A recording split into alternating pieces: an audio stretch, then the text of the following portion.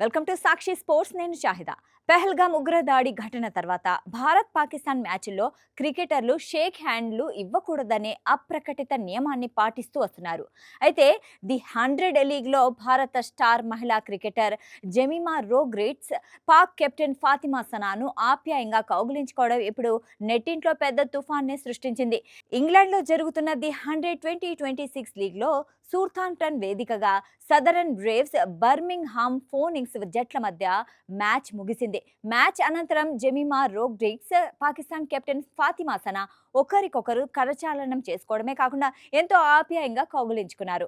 ఈ video social మీడియాలో క్షణాల్లో వైరల్ కాగా దీనిపై నెటిజన్లు తీవ్ర స్థాయిలో మండిపడుతున్నారు. సైనికుల త్యాగాలను మర్చిపోయి ఇలా ప్రవర్తించడం ఏంటని కొందరు ప్రశ్నిస్తూ ఉంటే, క్రీడలను రాజకీయం చేయకూడదని మరికొందరు సమర్థిస్తున్నారు. 2025 ఏప్రిల్లో జరిగిన దారుణమైన పెహల్గాం ఉగ్రదాడి తర్వాత రెండు దేశాల మధ్య సంబంధాలు తీవ్రంగా దెబ్బతిన్నాయి.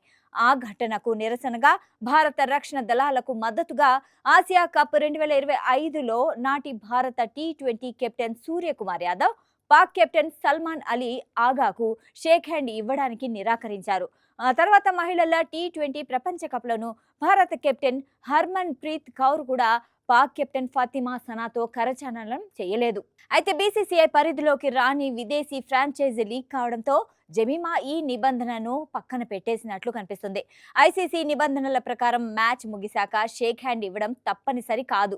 అంతర్జాతీయ పోటీలో భారత జట్టు ఈ సాంప్రదాయానికి దూరంగా ఉంటున్నప్పటికీ లీగ్ మ్యాచ్లో జెమిమా చేసిన పనిపై భిన్నాభిప్రాయాలు వ్యక్తమవుతున్నాయి. ఇది బీసీసీఐ ఈవెంట్ కాదు, క్రీడల్లో ద్వేషాన్ని చొప్పించకండి అని ఒక వర్గం కామెంట్స్ చేస్తుంటే, మరికొందరు మాత్రం దేశం కంటే ఏ లీగ్ ఎక్కువ కాదు అంటూ జెమిమా ప్రవర్తనను తప్పుబడుతున్నారు.